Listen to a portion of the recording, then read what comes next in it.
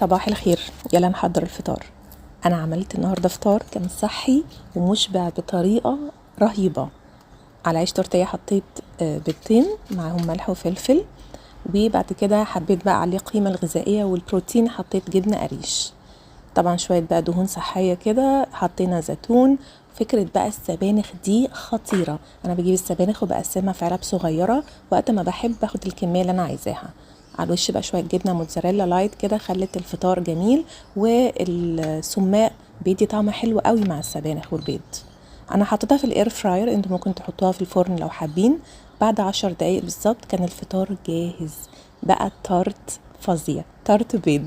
عايزه اقول لكم ان كان طعمه حلو قوي، العيش مقرمش من تحت ومدي كراست حلو قوي كده مع طعم البيض، والجبنه الموتزاريلا سايحه كده ومديه طعم لذيذ مع البيض قوي.